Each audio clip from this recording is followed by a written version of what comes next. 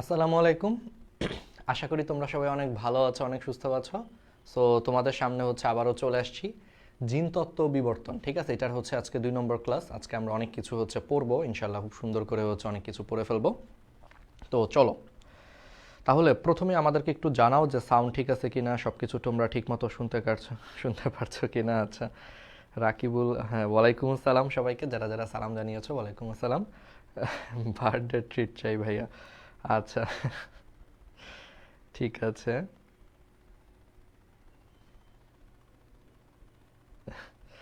সমস্যা নেই। অনেক ধন্যবাদ বলছো, অনেক ধন্যবাদ। আমিও ইনশাল্লাহ হচ্ছে যে তোমাদেরকে খুবই পছন্দ করি। তো এই যে আমাকে বলছো, তোমাদেরকে হচ্ছে অনেক ধন্যবাদ। মনে করো যে বার্থডে ট্রিট পেয়ে গেছো এই বলাতেই, ঠিক আছে। আচ্ছা, বার্থডে ট্রিট হচ্ছে ভাইয়া কোথায়? এই তো বার্থডে ট্রিট হচ্ছে আমরা কুরিয়ারে করে পাঠায় দিব। বার্থডে ট্রিট বুঝছো, কুরিয়ারে করে পাঠায় দিব, দেখবা কুরিয়ারে করে তোমাদের কাছে হচ্ছে বার্থডে ট্রিট চলে গেছে। বুঝছো? আচ্ছা, কিন্তু সেই কুরিয়ারটা কবে যাবে? সেই কুরিয়ারটা হচ্ছে ডিসেম্বরের 32 তারিখে যাবে এই কুরিয়ারটা, বুঝছো? ডিসেম্বরের 32 তারিখে এই কুরিয়ারটা তোমাদের কাছে চলে যাবে, বার্থডে ট্রিটের কুরিয়ারটা।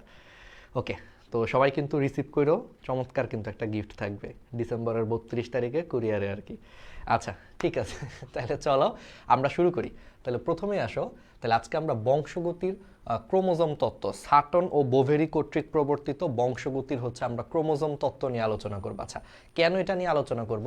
আগের দিন মানে গত ক্লাসে আমরা পড়াইছিলাম যে তোমার কি, যে মেন্ডেলের সূত্রে হচ্ছে তোমার একাধিক ফ্যাক্টর বা একাধিক কিসের কথা বলা হয়েছে। তাহলে মেন্ডেলের সূত্রে একাধিক ফ্যাক্টর বা একাধিক হলো তোমার জিনের কথা হচ্ছে বলা হয়েছে, ঠিক আছে। তাহলে এই যে মেন্ডেলের সূত্রে একাধিক ফ্যাক্টর বা একাধিক জিনের যে কথা বলা হয়েছে, তো সেখানে একটা কথা মেন্ডেল বলে গেছে যে জিনগুলা হচ্ছে, মানে তিনি তো জিন নামটা উচ্চারণ করে না, আসলে জিন নামটা পরে দিছে।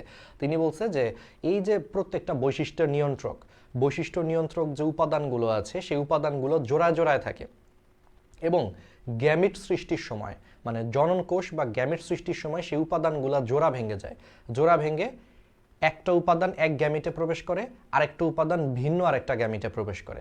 এইটুকু পর্যন্ত মেন্ডেল বলে গেছে, বুঝছো? যে মানে বৈশিষ্ট্য নিয়ন্ত্রণের যে উপাদানগুলা, সেই উপাদানগুলা কোষের মধ্যে জোড়ায় জোড়ায় অবস্থান করে এবং জনন কোষ বা গ্যামিট সৃষ্টির সময় সেই জোড়াটা ভেঙে যায়, ভেঙে একটা এক গ্যামিটে আরেকটা হলো আরেক গ্যামিটে বা আরেকটা ভিন্ন গ্যামিটে হচ্ছে প্রবেশ করে। এইটুকু পর্যন্ত তিনি হচ্ছে বলে গেছেন। কিন্তু এই উপাদানগুলো আসলে কি, কোথা থেকে আসছে, এটা কোথায় অবস্থান করে, সেই সম্পর্কে হচ্ছে মানে মেন্ডেল কিছু বলে যেতে পারে নাই। কিন্তু পরবর্তীতে 1900 সালের দিকে মানুষ হচ্ছে ক্রোমোজোম সম্পর্কে অনেক গুরুত্বপূর্ণ তথ্য আবিষ্কার করছে, যে মানব দেহে ক্রোমোজোমগুলোও এরকম মেন্ডেলের উপাদানগুলোর মতো বা মেন্ডেলের ফ্যাক্টরগুলোর মতো জোড়া জোড়া অবস্থান করে। এবং তোমরা জানো যে মিওসিস কোষ বিভাজনের সময় হোমোলোগাস ক্রোমোজোমগুলো কি হয়, জোড়া ভেঙে যায়। জোড়া ভেঙে একটা ক্রোমোজোম এক গ্যামিটে, আরেকটা ক্রোমোজোম হচ্ছে আরেক গ্যামিটে প্রবেশ করে। সো তখনই বিজ্ঞানীরা নড়াচড়া করে বসছে যে কিরে, মেন্ডেলের উপাদানের সাথে আমাদের হচ্ছে ক্রোমোজোমের উপাদানের হচ্ছে মিল আছে, বুঝছো? এই যে মেন্ডেলের যে উপাদানটা, তাহলে সেই মেন্ডেলের উপাদানের সাথে আমাদের তো এই ক্রোমোজোমগুলো মিলে গেছে। ব্যাপারটা কি, কাহিনীটা কি? এখান থেকে পরবর্তীতে হচ্ছে তারা কি করলো, ক্রোমোজোমের সাথে হচ্ছে জিনের কি সম্পর্ক আছে এটা নিয়ে আরো বিস্তারিত গবেষণা শুরু করলো। কারণ মেন্ডেল ঠিক যে উপাদান বা যে ফ্যাক্টরগুলোর কথা বলে গেছে, জোড়ায় জোড়ায় থাকে, জনন কোষ সৃষ্টির সময় জোড়া ভেঙে ভিন্ন ভিন্ন গ্যামিটে প্রবেশ করে, পরবর্তীতে দেখা গেল যে ক্রোমোজোমগুলোও সেম, মানব দেহে জোড়া জোড়ায় থাকে এবং মিওসিস কোষ বিভাজনের সময় হোমোলোগাস ক্রোমোজোমগুলো হচ্ছে জোড়া ভেঙে একটা ক্রোমোজোম এক গ্যামিটে, আরেকটা ক্রোমোজোম ভিন্ন আরেকটা গ্যামিটে প্রবেশ করে, মানে মেন্ডেলের ফ্যাক্টরের সাথে মিল আছে। তো তারা এটার মধ্যে তখন একটা মিল দেখতে পেল, এই মিল দেখতে পাইল এবং এই ব্যাপারে আরো বিস্তারিত তথ্য অনুসন্ধান করার জন্য গবেষণা করতে থাকলো। তো পরবর্তীতে আমেরিকান একজন জিনতত্ত্ববিদ সাটন আর জার্মান জীববিজ্ঞানী হচ্ছে বোভেরি, তাহলে নাম কি, আমেরিকান জিনতত্ত্ববিদ সাটন এবং জার্মান জীববিজ্ঞানী বোভেরি। তাহলে সাটন ও বোভেরি পরবর্তীতে হচ্ছে এই বংশগতির কিছু ক্রোমোজোম তত্ত্ব নামে একটা থিওরি উপস্থাপন করেন। তাহলে এখন আমরা সেই বংশগতির ক্রোমোজোম তত্ত্ব বা সেই থিওরিটা হচ্ছে আমরা একটু দেখব। তাহলে সাটন কে ছিলেন? আমেরিকান জিনতত্ত্ববিদ সাটন। ওই যে ক্রোমোজোমের সাথে মেন্ডেলের ফ্যাক্টরের অনেক মিল আছে, তো সেই মিলগুলাকে খুঁজে বের করার জন্যই সাটন সাটন হচ্ছে জিনতত্ত্ববিদ ছিলেন, আমেরিকান জিনতত্ত্ববিদ সাটন। আর জার্মান জীববিজ্ঞানী হচ্ছে বোভেরি। জার্মান জীববিজ্ঞানী বোভেরি, তারা হচ্ছে বংশগতির ক্রোমোজোম তত্ত্বের হচ্ছে মূলনীতি হচ্ছে উপস্থাপন করেন। তো একবার আমরা একটু দেখি। দেখো, একমাত্র শুক্রাণু ও ডিম্বাণুই যেহেতু বংশ পরম্পরায় সেতু হিসেবে কাজ করে, তাই সমস্ত বংশানুক্রমিক বৈশিষ্ট্যগুলো এগুলোর মধ্যেই বাহিত হয়। একেবারে ইজি জিনিস, কারণ আলটিমেটলি জীবনের সূত্রপাত হয় শুক্রাণুর সাথে ডিম্বাণু মিলিত হয়ে। তাহলে একমাত্র শুক্রাণু ডিম্বাণু যেহেতু বংশ পরম্পরার সেতু, যে বাবার শুক্রাণুর সাথে মায়ের ডিম্বাণু মিলিত হয়ে নতুন বংশধর সৃষ্টি হয়, তার মানে সমস্ত বংশানুক্রমিক বৈশিষ্ট্য অবশ্যই শুক্রাণু এবং ডিম্বাণুর মাধ্যমেই বহন হবে। কমন সেন্স, এটা তো বুঝতেই পারতেছো। তারপরে জাইগোট সৃষ্টিতে যেহেতু শুক্রাণুর মস্তকে অবস্থিত নিউক্লিয়াস অংশগ্রহণ করে, তাই ধারণা করা যায় যে জনন কোষের নিউক্লিয়াসই বংশগতির পদার্থ বহন করে। নিষেক প্রক্রিয়ার সময় যেটা হয়, যে ধরো এটা হচ্ছে ডিম্বাণু আর এটা মনে করো হচ্ছে শুক্রাণু। তো নিষেক প্রক্রিয়া দেখা যায় কি, যে শুক্রাণুর যে মস্তকটা, শুক্রাণুর শুধু মস্তকটাই হচ্ছে ডিম্বাণুর ভিতরে প্রবেশ করে, ওর কিন্তু বাকি অংশ কিন্তু বাইরে থেকে যায়। অর্থাৎ শুক্রাণুর যে লেজটা কিন্তু বাইরেই থেকে যায়, শুধুমাত্র ওর মস্তকটা, শুক্রাণুর মস্তকটা হচ্ছে ডিম্বাণুর অভ্যন্তরে প্রবেশ করে। এখন আমাকে বলো, শুক্রাণুর মস্তকে কি আছে? শুক্রাণুর মস্তকে হচ্ছে তোমার নিউক্লিয়াস আছে। তাহলে শুক্রাণুর মস্তকে তোমার কি আছে? শুক্রাণুর মস্তকে হচ্ছে তোমার নিউক্লিয়াস আছে। তাহলে শুক্রাণুর মস্তকে নিউক্লিয়াস থাকলে সেই শুক্রাণুর নিউক্লিয়াসটা তখন ডিম্বাণুর নিউক্লিয়াসের সাথে হচ্ছে একীভূত হয়। শুক্রাণুর নিউক্লিয়াসটা তখন কি হয়? ডিম্বাণুর নিউক্লিয়াসের সাথে হচ্ছে একীভূত হয়ে তোমার জাইগোট তৈরি করে। তার মানে জাইগোট তৈরির পিছনে দেখো যে শুক্রাণুর মস্তকে অবস্থিত নিউক্লিয়াস, তাহলে মানে শুক্রাণুর মস্তকে অবস্থিত নিউক্লিয়াসই হচ্ছে তোমার তাহলে বংশগতির পদার্থ হচ্ছে তোমার বহন করতেছে। ঠিক আছে, কারণ যেহেতু শুক্রাণুর মস্তকে শুধু নিউক্লিয়াস থাকে আর সেই মস্তকটাই শুধুমাত্র ডিম্বাণুর সাথে মিলিত হয়, তার মানে শুক্রাণুর নিউক্লিয়াসের ভিতরে যা থাকার সেটা থাকবে। তাই ধারণা করা যায় যে জনন কোষের এই যে নিউক্লিয়াসই বংশগতির পদার্থ বহন করে, কারণ মিলন হওয়ার সময় শুধু নিউক্লিয়াসের মিলন হয়, শুক্রাণুর মস্তকটা শুধু মিলিত হচ্ছে। তার মানে নিউক্লিয়াসের যেহেতু মিলন হয়, তার মানে বংশগতির সকল পদার্থ কিসের মধ্যে থাকবে? ওই নিউক্লিয়াসের মধ্যেই থাকবে। ঠিক আছে, এবার আসো, নিউক্লিয়াসে ক্রোমোজোম থাকে। তাহলে নিউক্লিয়াসে কি থাকে? নিউক্লিয়াসে হচ্ছে তোমার ক্রোমোজোম থাকে, অতএব ক্রোমোজোমে হচ্ছে বংশগতি পদার্থ হচ্ছে বহন করে। তাহলে নিউক্লিয়াসে ভিতরে, এবং আমরা জানি যে নিউক্লিয়াসের ভিতরে ক্রোমোজোম থাকে, তাহলে যেহেতু নিউক্লিয়াসই সবকিছু বহন করতেছে, আবার নিউক্লিয়াসের ভিতরে ক্রোমোজোম আছে, তার মানে ক্রোমোজোমই আসলে কি করতেছে? বংশগতি পদার্থ বহন করতেছে। সিম্পল জিনিস। এবার দেখো, প্রত্যেকটা ক্রোমোজোম বা ক্রোমোজোম জোড় নির্দিষ্ট জীবের পরিস্ফুটনে হচ্ছে নির্দিষ্ট ভূমিকা পালন করে। ঠিক আছে, আচ্ছা, একটি ক্রোমোজোম বা অংশবিশেষ যদি কোনো কারণে ক্ষতিগ্রস্ত হয়, বিজ্ঞানীরা পরীক্ষা করে দেখছে যে ক্রোমোজোমের যদি কোনো একটা অংশ ক্ষতিগ্রস্ত হয়, জীব দেহে দেখা যায় যে অঙ্গহানি ঘটে, অঙ্গহানি বা অনেক কার্যক্ষমতা নষ্ট হয়ে যায়। তার মানে বুঝতে পারলাম যে সকল জিনিসই ক্রোমোজোমের মধ্যে আছে। এই কারণে ক্রোমোজোম যদি কোনো কারণে নষ্ট হয় বা একটা ক্রোমোজোমের অল্প অংশও যদি নষ্ট হয়ে যায়, ওই জীবে দেখা যায় যে অঙ্গহানি হয়। তো এখান থেকেও তারা নিশ্চিত হয়েছে যে সবকিছু ক্রোমোজোমের মধ্যেই আছে। আবার দেখো, বংশগতির পদার্থের মতো, মানে মেন্ডেল যেটা বলে গেছিল যে ফ্যাক্টরগুলোর মতো, ক্রোমোজোম ও জীবদেহে আজীবন ও বংশ পরম্পরায় তাদের সংখ্যা, গঠন ও স্বকীয়তা বজায় রাখে। মেন্ডেলের ফ্যাক্টরগুলোর মতোই ক্রোমোজোম ও জীবদেহে হচ্ছে বংশ পরম্পরায় ওদের সংখ্যা, গঠন এবং স্বকীয়তা বজায় রাখে, এবং ক্রোমোজোমগুলো কখনো হারিয়ে যায় না বা একটা ক্রোমোজোমের সাথে আরেকটা ক্রোমোজোম কখনো মিশে যায় না, তারা পাশাপাশি হচ্ছে অবস্থান করে মেন্ডেলের ফ্যাক্টরগুলোর মতো। তারপরে দেখো, ডিপ্লয়েড কোষে, অর্থাৎ মানুষের কোষ তো ডিপ্লয়েড, 2 সেট ক্রোমোজোম থাকে, সেখানে ক্রোমোজোম এবং জিনগুলা জোড়ায় জোড়ায় অবস্থান করে। অর্থাৎ মেন্ডেল যে ফ্যাক্টরের কথা বলছে, জিন আর ক্রোমোজোম এগুলো সবই ডিপ্লয়েড কোষে জোড়ায় জোড়ায় অবস্থান করে। তারপর আমরা গত ক্লাসেও পড়াইছি যে ক্রোমোজোমের নির্দিষ্ট জায়গায় জিন অবস্থান করে, আর ক্রোমোজোমের যে নির্দিষ্ট জায়গাতে জিন অবস্থান করে সেই নির্দিষ্ট জায়গাকে হচ্ছে লোকাস বলে। তারপরে যে দেখো, মিওসিস কোষ বিভাজনের সময় আমরা পড়ছি এটা কোষ বিভাজন চ্যাপ্টারে, সমসংস্থ বা হোমোলোগাস ক্রোমোজোমগুলো জোড়া ভেঙে যায়, জোড়া ভেঙে তারা পরস্পর থেকে পৃথক হয়ে গ্যামিটে হচ্ছে প্রবেশ করে। মানে ব্যাপারটা এরকম যে আমরা তো জানি মিওসিস কোষ বিভাজনে ফার্স্টে কি হয়, মিওসিস কোষ বিভাজনের মধ্যে মিওসিস 1, সেখানে leptotene, zygotene, pachytene, diplotene, diakinesis অনেকগুলো আছে। তাহলে এর মধ্যে এই যে জাইগোটিন, ঠিক আছে, জাইগোটিনে হচ্ছে তোমার ক্রোমোজোমগুলা কি থাকে? জাইগোটিনে হচ্ছে তোমার ক্রোমোজোমগুলা জোড়ায় জোড়ায় থাকে। জাইগোটিনে ক্রোমোজোমগুলা কি থাকে? জাইগোটিনে হচ্ছে ক্রোমোজোমগুলা জোড়ায় জোড়ায় আছে। তাহলে এই যে জাইগোটিনে যে ক্রোমোজোমগুলো জোড়ায় জোড়ায় থাকে, তো মিওসিস কোষ বিভাজনের সময় সেই হোমোলোগাস ক্রোমোজোমগুলোর জোড়া ভেঙে যায়। বুঝছো? এই হোমোলোগাস ক্রোমোজোমগুলোর কি ভেঙে যায়? জোড়া ভেঙে যায়। জোড়া ভেঙে জোড়া ভেঙে একটা ক্রোমোজোম এক জনন কোষে প্রবেশ করে, আরেকটা ক্রোমোজোম ভিন্ন হচ্ছে আরেকটা জনন কোষে হচ্ছে প্রবেশ করে, মানে জোড়া ভেঙে যায়। তাহলে এক ক্রোমোজোম একটা জনন কোষে প্রবেশ করে, আরেকটা ক্রোমোজোম ভিন্ন আরেকটা হচ্ছে তোমার জনন কোষে হচ্ছে প্রবেশ করে, শেষ, হোমোলোগাস। আর আমরা জানি যে বাবার 1 নম্বর ক্রোমোজোম আর ধরো মায়ের 1 নম্বর ক্রোমোজোম জোড়া জোড়ায় আছে, তাহলে এই জোড়াটাকে কি বলা হয়? হোমোলোগাস ক্রোমোজোম জোড়া বলা হয়। তো মিওসিস বিভাজনের সময় সেই হোমোলোগাস ক্রোমোজোম জোড়া ভেঙে যায়, জোড়া ভেঙে এটা এই জনন কোষে, ওইটা ওই জনন কোষে হচ্ছে প্রবেশ করে। ঠিক আছে, পারবা। তারপরে দেখো প্রত্যেকটা গ্যামিট বা জনন কোষে এক সেট ক্রোমোজোম ও অ্যালিল বহন করে। আচ্ছা, ব্যাপারটাকে আমি তোমাকে খুব সিম্পলি বলি। ব্যাপারটা হচ্ছে এই যে হোমোলোগাস ক্রোমোজোম আছে, এইমাত্রই আঁকছিলাম, আবার মুছে দিলাম। দেখো এটা কি হোমোলোগাস ক্রোমোজোম, যে বাবার 1 নম্বর ক্রোমোজোম আর মায়ের 1 নম্বর ক্রোমোজোম জোড়া জোড়ায় থাকে। সেমভাবে বাবার মনে করো 10 নম্বর ক্রোমোজোম আর মায়ের 10 নম্বর ক্রোমোজোম জোড়া জোড়ায় আছে। এই জোড়াগুলোকে আমরা কি বলি? হোমোলোগাস ক্রোমোজোম বা সমসংস্থ ক্রোমোজোম জোড়। মানে এই জোড়াগুলোকে আমরা বলতেছি হচ্ছে হোমোলোগাস ক্রোমোজোম জোড়। দেখো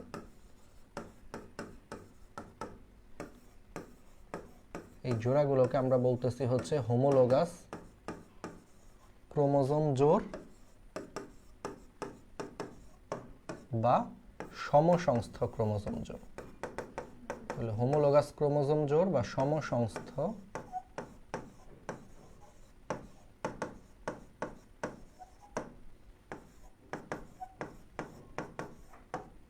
তাহলে হোমোলোগাস ক্রোমোজোম জোড় বা হচ্ছে সমসংস্থ ক্রোমোজোম জোড়। তাহলে ব্যাপারটা কি, যে ক্রোমোজোমগুলো হচ্ছে তোমার আলটিমেটলি কি থাকে? জোড়ায় জোড়ায় হচ্ছে অবস্থান করে। ঠিক আছে, আচ্ছা এখন আমরা তো আগের দিন বলছিলাম এই হোমোলোগাস ক্রোমোজোমের মধ্যে একটা নির্দিষ্ট জায়গা যেখানে জিন অবস্থান করে, সেই নির্দিষ্ট জায়গাকে কি বলে? লোকাস বলে। তাহলে এই নির্দিষ্ট জায়গায় মনে করো জিন অবস্থান করতেছে, এটা হচ্ছে লোকাস। আবার এই ক্রোমোজোমে তাহলে একটা জিন অবস্থান করে এইখানে, এই ক্রোমোজোমে কিন্তু আরেকটা জিন অবস্থান করে এইখানে। অর্থাৎ পাশাপাশি দুইটা হোমোলোগাস ক্রোমোজোমের এই যে নির্দিষ্ট লোকাসে দুইটা অ্যালিল অবস্থান করে। এর মধ্যে একটা অ্যালিল হচ্ছে এক ক্রোমোজোমে থাকে, আরেকটা অ্যালিল হচ্ছে ভিন্ন আরেকটা ক্রোমোজোমে থাকে, তাই না? আমরা তো বলছিলাম যে এই দুইটা যদি হোমোলোগাস ক্রোমোজোম হয় তাহলে এদের নির্দিষ্ট জায়গা হচ্ছে লোকাস। এই লোকাসে হচ্ছে এক জোড়া অ্যালিল অবস্থান করে, গত ক্লাসের পড়া। সেই এক জোড়া অ্যালিলের মধ্যে একটা হলো এই ক্রোমোজোমে থাকবে, আরেকটা হলো এই ক্রোমোজোমে থাকবে। এখন তুমি ঠান্ডা মাথায় চিন্তা করো, সেটা হলো যে যদি কোনো কারণে এই হোমোলোগাস ক্রোমোজোমের মধ্যে যদি এখন জোড়া ভেঙে যায়, মিওসিস কোষ বিভাজনে কিন্তু তাই হয়। মিওসিস কোষ বিভাজন থেকে পরবর্তীতে যখন গ্যামেট সৃষ্টি হয়, গ্যামেট সৃষ্টি হওয়ার সময় বা জনন কোষ সৃষ্টি হওয়ার সময় এই হোমোলোগাস ক্রোমোজোমগুলো জোড়া ভেঙে যায়। অর্থাৎ এই ক্রোমোজোমটা এক গ্যামিটে প্রবেশ করে, এই ক্রোমোজোমটা আরেক গ্যামিটে প্রবেশ করে। তাহলে ধরো এই ক্রোমোজোমটা এই কোষে প্রবেশ করছে, এই গ্যামিটে প্রবেশ করছে, আর এই ক্রোমোজোমটা মনে করো এই গ্যামিটে হচ্ছে প্রবেশ করছে। তাহলে প্রবেশ করলে বলো প্রত্যেকটা জনন কোষ বা গ্যামিটে কয় সেট ক্রোমোজোম থাকে? এক সেট শুধু ক্রোমোজোম থাকে। অর্থাৎ বাবার শুক্রাণুতে শুধু বাবার ক্রোমোজোমগুলাই পাবা, এক সেট। আবার মায়ের ডিম্বাণুতে শুধু মায়ের ক্রোমোজোমগুলাই পাবা, আরেক সেট। তাহলে প্রত্যেকটা গ্যামিট বা প্রত্যেকটা জনন কোষে হচ্ছে এরকম এক সেট করে হচ্ছে ক্রোমোজোম থাকে। ঠিক আছে, কয় সেট করে ক্রোমোজোম থাকে? এক সেট করে হচ্ছে তোমার ক্রোমোজোম থাকে। ঠিক আছে, তাহলে এইটুকুও পারলা। এখন খেয়াল করে দেখো, যেহেতু অ্যালিলগুলাও ক্রোমোজোমের মতো জোড়া জোড়া অবস্থান করে, আর যখন হোমোলোগাস ক্রোমোজোমের মধ্যে জোড়া ভেঙে যায় তখন এই অ্যালিলটা তার মানে এই গ্যামিটে প্রবেশ করে, আর এই অ্যালিলটা কিন্তু ভিন্ন আরেকটা গ্যামিটে প্রবেশ করে। তার মানে অ্যালিলগুলোও কিন্তু পরস্পর থেকে আলাদা হয়ে যায়। অর্থাৎ এই অ্যালিল দুইটাও কিন্তু পরস্পর থেকে আলাদা হয়ে দুইটা ভিন্ন গ্যামিটে হচ্ছে প্রবেশ করতেছে। বুঝতে পারছো? ব্যাপারটা আসলে এরকম, আর কিছু না। তাহলে এই অ্যালিলটা এখানে প্রবেশ করে, এই অ্যালিলটা হচ্ছে এইখানে প্রবেশ করে। মানে অ্যালিলটাও হচ্ছে তোমার আলটিমেটলি কি হয়? জোড়া ভেঙে হচ্ছে, মানে অ্যালিলটাও জোড়া ভেঙে এরকম ভিন্ন ভিন্ন তোমার গ্যামিটে প্রবেশ করতেছে, এটাই বলতেছে। তার মানে প্রত্যেকটা গ্যামিটে এক সেট করে ক্রোমোজোম থাকে আর একটা করে অ্যালিল থাকে, কারণ একটা অ্যালিল এই গ্যামিটে আরেকটা অ্যালিল এই গ্যামিটে, এটাই বলা হয়েছে। ঠিক আছে, যে একটি গ্যামিটে এক সেট ক্রোমোজোম এবং এই যে এক সেট অ্যালিল বা একটা অ্যালিল থাকে, আরেকটা অ্যালিল আরেকটা গ্যামিটে যায়। আর নিষেক প্রক্রিয়া দেখো, শুক্রাণু ও ডিম্বাণুর নিউক্লিয়াসের একই ভবনের ফলে জাইগোট সৃষ্টি হয়, অপত্য জীব দেহে হচ্ছে ডিপ্লয়েড ক্রোমোজোম ও জিন সংখ্যা পুনঃপ্রতিষ্ঠিত হয়। বুঝতেই পারতেছো যে শুক্রাণু হচ্ছে হ্যাপ্লয়েড, এখানে এক সেট ক্রোমোজোম আছে, আবার ডিম্বাণু হচ্ছে হ্যাপ্লয়েড, এখানেও এক সেট ক্রোমোজোম আছে। তাহলে দুইটা হ্যাপ্লয়েড জিনিস যখন একসাথে যুক্ত হবে তখন জিনিসটা আবার ডিপ্লয়েড হয়ে যায়। এই জন্য জাইগোটটা হচ্ছে ডিপ্লয়েড হয়ে পরবর্তী বংশধরে হচ্ছে আবার ক্রোমোজোম সংখ্যা ডিপ্লয়েড হয়ে যায়, এটাই বলছে।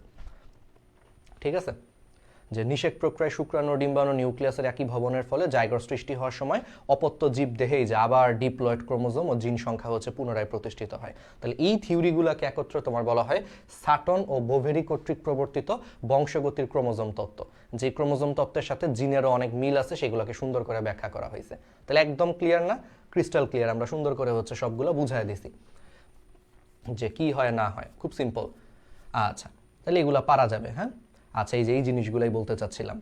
আর আমরা আগের দিনও পড়াইছি যে ক্রোমোজোমের যে নির্দিষ্ট জায়গায় হচ্ছে জিন অবস্থান করে, সেই নির্দিষ্ট জায়গাকে হচ্ছে এক বচনে লোকাস আর বহু বচনে লোকাই বলে। ঠিক আছে, এক বচন এগুলোরে বলা হয় লোকাস। তাহলে লোকাস কি পড়াইছি আমরা, যে ক্রোমোজোমের যে নির্দিষ্ট জায়গায় জিন অবস্থান করে সেই জায়গাটাকে লোকাস বলে, এটা এক বচন। আর বহু বচনে এটাকে তোমার বলা হয় লোকাই। বহু বচনে এটাকে কি বলা হয়? বহু বচনে এটাকে হচ্ছে লোকাই বলা হয়। ঠিক আছে, পারবা। আর এগুলো তো আমরা আগেও বলে দিছি গত ক্লাসে। ঠিক আছে, তাহলে বংশগতির ক্রোমোজোম তত্ত্ব একবারে ক্লিয়ার না? একবারে ক্লিয়ার। এই যে মেন্ডেল হচ্ছে মটর গাছ বেছে নেওয়ার কারণ কি, এগুলো আমরা সুন্দর করে কিন্তু পড়ায় দিছি। আচ্ছা, এখন আসা হচ্ছে তাহলে মেন্ডেলের সূত্রগুলো আমরা প্রবেশ করি। তাহলে বংশগতির ক্রোমোজোম তত্ত্ব বুঝছি যে ক্রোমোজোমের সাথে জিনের কোথায় মিল আছে, সবকিছু আমরা একদম ক্লিয়ার হয়ে গেছি। আচ্ছা, ঠিক আছে। হ্যাঁ, আব্দুল মোতালেব হ্যাপি বার্থডে, অনেক ধন্যবাদ। ওকে, বিয়ে কবে করবেন জানি না। আচ্ছা, ইনশাল্লাহ যেদিন আল্লাহ তালা ভাগ্যে রাখছে সেই দিনই হবে। বইটা কি মেডিকেল অ্যাডমিশনের বই, তো তোমরা তো বুঝতেই পারতেছো, এই জন্য আসলে তোমাদেরটা একটু ঢিলে ঢালাভাবে আসলে দিচ্ছি। যে মেডিকেলের স্টুডেন্ট যারা ছিল ওদের বইটা একবার দিছি, তারপরে আবার এখানে কিছু মিসিং ছিল, যে অনেকে ফর্ম ফিল আপ করে নাই বা ফর্ম ফিল আপ করার পরও বই কুরিয়ারে গেছে বাট ওদেরকে খুঁজে পায় নাই, এরকম 15টা বই ফেরত আসছে, মানে সেট। ঠিক আছে, তো এইগুলা নিয়ে একটু ডিলিংস করে টোরে গতকাল সবগুলা গুছাইয়া দিছি। তারপরে তোমাদেরটা এখন ধরবো আর কি, এখন তোমাদেরটাই ধরবো, ওদের মোটামুটি শেষ। আর তোমাদেরটা পরে দেওয়ার আরেকটা কারণ আমি বারবার বলতেছি যে এগুলো হচ্ছে মেডিকেল অ্যাডমিশনের বই, তো বায়োলজি। সো তোমাদের তো মেডিকেল ভর্তি পরীক্ষার কেন এইচএসসিরই তো আরও 6 মাস বাকি, এই জন্য তোমাদেরকে এত প্রেশার দিয়ে মানে ই করতেছি না, আগে মেডিকেলের চাপটা নিচ্ছে, তোমাদের আস্তে ধীরে আর কি দেওয়ার ইচ্ছা, ধীরে স্থিরে দিব আর কি, এই জন্য দেরি হচ্ছে সত্যি কথা যদি টু বি অনেস্টলি যদি বলি। কারণ তোমাদের তো বুঝতেই পারতেছো, যেমন এই যে বায়োলজি বইটা, এটা তো এইটাই পাবা তোমরা। দেখো এখানে লেখাও আছে যে মেডিকেল গেম চেঞ্জার, এটা মেডিকেল অ্যাডমিশনে অনেক বেশি হেল্প করবে, ইম্পর্টেন্ট লাইনগুলো থেকে ব্যাখ্যা সহ অনেক বেশি হেল্প করবে। তো এই জন্য আর কি, ঠিক আছে, তোমাদের তো এটা আমরা ফ্রিতেই দিচ্ছি আর কি এই বইটা। ওকে, তো চলো তাহলে এখন আমরা মেন্ডেলের সূত্রগুলা, তাহলে মেন্ডেলের সূত্রগুলা হচ্ছে আমরা এখন একটু দেখি। হ্যাঁ, তাহলে মেন্ডেলের সূত্র, তাহলে প্রথম সূত্র, দ্বিতীয় সূত্র। তাহলে মেন্ডেলের আসলে কয়টা সূত্র আছে? আচ্ছা, এখন একটা মজার ব্যাপার হচ্ছে এই যে মেন্ডেলের যে সূত্রগুলা,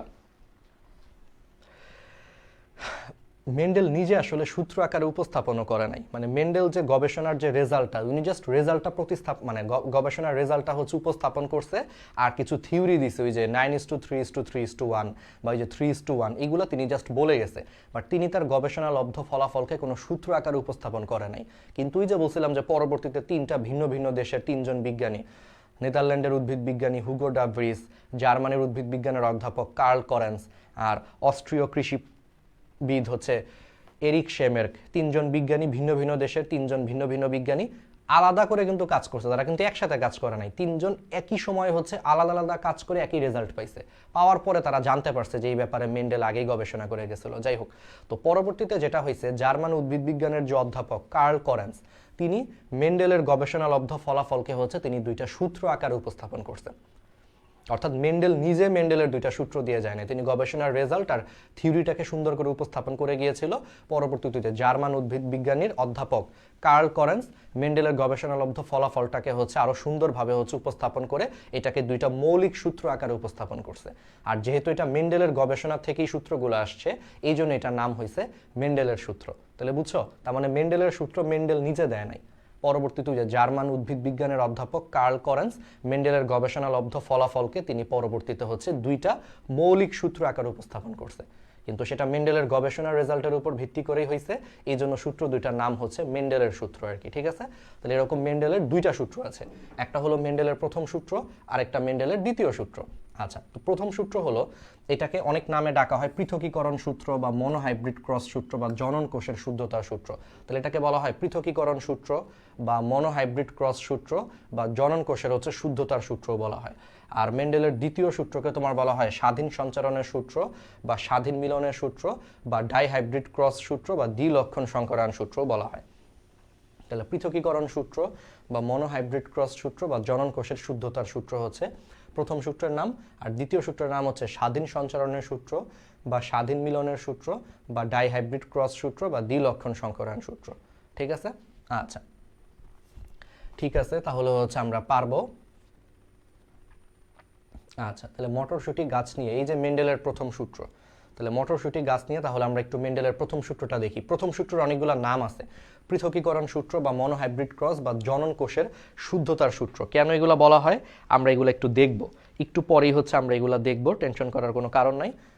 ওকে,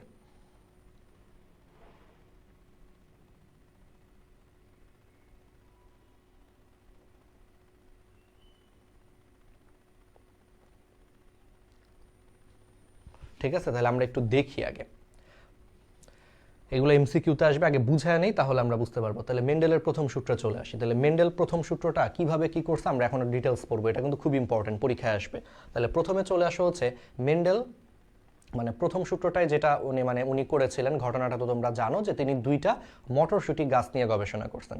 এই দুইটা মটরশুঁটি গাছের মধ্যে একটা মটরশুঁটি গাছ ছিল হচ্ছে তোমার লম্বা, বিশুদ্ধ লম্বা, আর একটা মটরশুঁটি গাছ ছিল হচ্ছে বিশুদ্ধ খাটো। মানে তিনি একটা বিশুদ্ধ লম্বা, বিশুদ্ধ কি পড়াইছি, হোমোজাইগাস। তাহলে তিনি একটা হোমোজাইগাস বা বিশুদ্ধ লম্বা মটরশুঁটি গাছকে পুরুষ উদ্ভিদ হিসেবে নির্বাচন করেছে, আর একটা বিশুদ্ধ খাটো বা হোমোজাইগাস খাটো একটা মটরশুঁটি গাছকে স্ত্রী উদ্ভিদ হিসেবে বা নির্বাচন করেছে। করার পর মেন্ডেল যেটা করছে যে বিশুদ্ধ কেন বলতেছি, কারণ দেখো লম্বা হওয়ার জন্য দায়ী জিন হচ্ছে বড় হাতের টি। তো তিনি যেটা বিশুদ্ধ লম্বা বা হোমোজাইগাস লম্বা হিসেবে যে উদ্ভিদটাকে তিনি নির্বাচন করেছে, সেই উদ্ভিদটার জিনোটাইপ ছিল দুইটাই বড় হাতের টি। আর আমরা তো এইমাত্র বুঝছি বা এইমাত্র বললাম, গত ক্লাসও বলছি এখনো বলতেছি, যে একটা বৈশিষ্ট্যের পিছনে বলতো কয় জোড়া অ্যালিল কাজ করে? এক জোড়া অ্যালিল কাজ করে, এক জোড়া বা দুইটা অ্যালিল কাজ করে, তাই না? ওই যে হোমোলোগাস ক্রোমোজোম। এই যারা আগের ক্লাসটা মিস করছো আরেকবার একটু বলি, কারণ এটা একটু বেসিক, তো আজকে পড়াইতে গেলে আবার যদি হঠাৎ করে কেউ প্রশ্ন করো ভাইয়া এক জোড়া কেন হইলো, আবারও বলে দিই। ক্রোমোজোমগুলা কি থাকে? জোড়ায় জোড়ায় থাকে। তাহলে হোমোলোগাস ক্রোমোজোমের যে একটা নির্দিষ্ট লোকাস, এই লোকাসে হচ্ছে দুইটা অ্যালিল অবস্থান করে। এখানে একটা অ্যালিল থাকে, এখানে একটা অ্যালিল থাকে। তাহলে এই দুইটা অ্যালিল মিলে হচ্ছে একটা বৈশিষ্ট্যকে নিয়ন্ত্রণ করে। তার মানে যে কোনো বৈশিষ্ট্য নিয়ন্ত্রণের জন্য কয় জোড়া অ্যালিল কাজ করে? এক জোড়া বা দুইটা অ্যালিল কাজ করে। এই অ্যালিলগুলাই হচ্ছে আসলে জিন। তার মানে একটা বৈশিষ্ট্যের পিছনে দুইটা জিন বা দুইটা অ্যালিল হচ্ছে কাজ করে। ঠিক আছে? তাহলে এখন এই যে লম্বা হওয়ার জন্য দায়ী, লম্বা হওয়ার জন্য দায়ী জিনটা যদি বড় হাতের টি হয়, তাহলে ধরো দুইটাই যদি বড় হাতের টি হয়, কারণ আমরা জানি যে একটা বৈশিষ্ট্যের পিছনে দুইটা অ্যালিল কাজ করে। সো ধরো এখন দুইটা অ্যালিলই হচ্ছে তোমার বড় হাতের টি, তাহলে এটাকে তুমি কি বলবা? হোমোজাইগাস বলবা, কারণ হোমো শব্দের মানে সেম। আমরা বলছি যে বায়োলজিতে হোমো শব্দের মানে হচ্ছে সেম বা একই। তাহলে হোমো শব্দের মানে হলো তোমার সেম বা একই। তাহলে এই দুইটা কিন্তু হোমোজাইগাস, দুইটাই বড় হাতের টি। তাহলে তাহলে এটা হচ্ছে হোমোজাইগাস। আবার স্ত্রী উদ্ভিদ যেটা হচ্ছে বিশুদ্ধ খাটো, এটারও দুইটা অ্যালিল হচ্ছে ছোট হাতের টি। এই ছোট হাতের টি দুইটা অ্যালিল, তাহলে বুঝতেই পারতো এখানেও দুইটা অ্যালিল হচ্ছে সেম, তাহলে এটাও হচ্ছে হোমোজাইগাস। তাহলে এটাও হোমোজাইগাস, এটাও হোমোজাইগাস। এই হোমোজাইগাসটাকে তিনি হচ্ছে, এই হোমোজাইগাস বিশিষ্ট যে মটরশুঁটি উদ্ভিদটা বলো, সেটা কি হবে? সেটা লম্বা হবে। কেন লম্বা হবে? কারণ বড় হাতের টি এটা চায় জীবটা লম্বা হোক, তো দুইটাই বড় হাতের টি, তাহলে এটা হচ্ছে লম্বা হবে। আবার ছোট হাতের টি এরা চায় জীবটা খাটো হোক, তাহলে দুইটাই ছোট হাতের টি থাকলে এটা আলটিমেটলি কি হবে? খাটো হবে। কিন্তু খেয়াল করে দেখো, এটাও হোমোজাইগাস, এটাও হোমোজাইগাস। তার মানে এখানে কোনো ভেজাল মিশে নাই, অর্থাৎ অ্যালিল দুইটা সেম। অ্যালিল দুইটা সেম, তাহলে অ্যালিল দুইটা সেম মানে কি? অর্থাৎ এখানে কোনো গ্যাঞ্জাম হয় নাই, মানে একটা বড় হাতের টি, একটা ছোট হাতের টি, এইরকম কিছু নাই। দুইটা অ্যালিলই সেম। তাহলে দুইটা অ্যালিল যদি সেম হয়, তাহলে এটা কি বিশুদ্ধ বলবা না? যে দুইটাই তো সেম, দেখতে চেহারা স্বরূপ সবই সেম, এই জন্য দুইটা অ্যালিল সেম, এই জন্য এটাকে হচ্ছে বিশুদ্ধ বা হোমোজাইগাস বলা হয়। সেমভাবে এখানে দেখো দুইটা অ্যালিল সেম, দেখো এখানেও কিন্তু আলটিমেটলি কি দুইটা অ্যালিল সেম। তাহলে এখানেও যদি দুইটা অ্যালিল সেম হয়, তাহলে এটাকে হচ্ছে বিশুদ্ধ বা হোমোজাইগাস বলা হয়। তাহলে এটা হচ্ছে বিশুদ্ধ বা হোমোজাইগাস লম্বা, এটা হচ্ছে বিশুদ্ধ বা হোমোজাইগাস খাটো। ঠিক আছে? এরকম লম্বাটাকে মেন্ডেল হচ্ছে পিতা হিসেবে নির্বাচন করছে, এরকম খাটো মটরশুঁটি উদ্ভিদকে মেন্ডেল কি হিসেবে নির্বাচন করছে? স্ত্রী উদ্ভিদ হিসেবে নির্বাচন করছে। ঠিক আছে? আচ্ছা, তাহলে এরা হচ্ছে আসলে কি পিতা মাতা। তাহলে পুরুষ উদ্ভিদটা পিতা, স্ত্রী উদ্ভিদটা হচ্ছে মাতা, তাহলে এরা হচ্ছে আসলে কি পিতা মাতা, বুঝছো? তাহলে পাশ দিয়ে লিখবা পিতা মাতা, পুরুষ উদ্ভিদ স্ত্রী উদ্ভিদ। আচ্ছা, এটা আমি তোমাদেরকে এখন চেকার বোর্ড বা সবকিছু এঁকে দেখাই। তাহলে প্রথমে আসা হচ্ছে পিতা মাতা। এখন আমারে তুমি বলো পিতামাতা এটাকে ইংলিশে কি বলে? প্যারেন্টস। প্যারেন্টস মানে পিতামাতা, তাহলে সেখান থেকে একটা টার্ম আসছে প্যারেন্টাল জেনারেশন। তাহলে এদেরকে বলা হবে ফার্স্ট প্যারেন্টাল জেনারেশন, মানে প্রথম পিতামাতা। পিতামাতা মানে কি? প্যারেন্টস। তাহলে এখান থেকে শব্দটা আসছে প্যারেন্টাল, তাহলে ফার্স্ট প্যারেন্টাল জেনারেশন, পিতামাতা বা প্যারেন্টাল। ঠিক আছে, তাহলে পিতামাতা বা প্যারেন্টাল, সেখান থেকে একটা শব্দ আসছে P1। তাহলে P1 মানে হচ্ছে ফার্স্ট প্যারেন্টাল, তাহলে প্রথম পিতামাতা, এদেরকে আমরা প্রথম পিতামাতা হিসেবে নিছি। তাহলে P1, তাহলে এটাকে এই জন্য নাম দিছে হচ্ছে P1 জনু। জনু মানে জেনারেশন, তাহলে first parental generation. First parental generation, ফার্স্টের জন্য 1, প্যারেন্টালের জন্য P, জেনারেশনের বাংলা হচ্ছে জনু, তাহলে P1 জনু। তাহলে পিতামাতাকে হচ্ছে প্রথম পিতামাতাকে হচ্ছে আমরা প্যারেন্টাল, ফার্স্ট প্যারেন্টাল জেনারেশন বা P1 জনু বলতে পারি। ঠিক আছে, আচ্ছা, তাইলে এটা হচ্ছে তোমার পিতার চিহ্ন, ঠিক আছে, আর এটা হচ্ছে তোমার মাতার চিহ্ন, মানে এটা ছেলেদের চিহ্ন, এটা হচ্ছে মেয়েদের চিহ্ন। এটাও একটু বলে দিই, প্রাচীন আমলে হ্যাঁ ছেলেরা কি করত? তীর ধনুক নিয়ে হচ্ছে যুদ্ধ করত। ছেলেরা কি করত? তীর ধনুক নিয়ে হচ্ছে যুদ্ধ করত। তাইলে তীর ধনুক নিয়ে যুদ্ধ করলে এই যে একটা ছেলে তীর মারতেছে, এই জন্য এটা হচ্ছে ছেলেদের চিহ্ন। ঠিক আছে, এটাকে আবার অন্যভাবে নিস না। একবার অফলাইনে পড়ানোর সময় একটা ছেলে হাসতেছে, সে হাসতেছে, প্রচুর হাসতেছে। তো এটা অনেক আগের, 4-5 বছর আগের। তোর আমি একটু দাঁড় করাইছি, দাঁড় করায় বলতেছি যে তুই যেই জন্য হাসতেছস চিন্তা করিস না, তোরটা এত বড় না যে এরকম দাঁড়ায় থাকবে। দেখি যে মানে সে একবারে চুপ হয়ে গেছে, বুঝছো?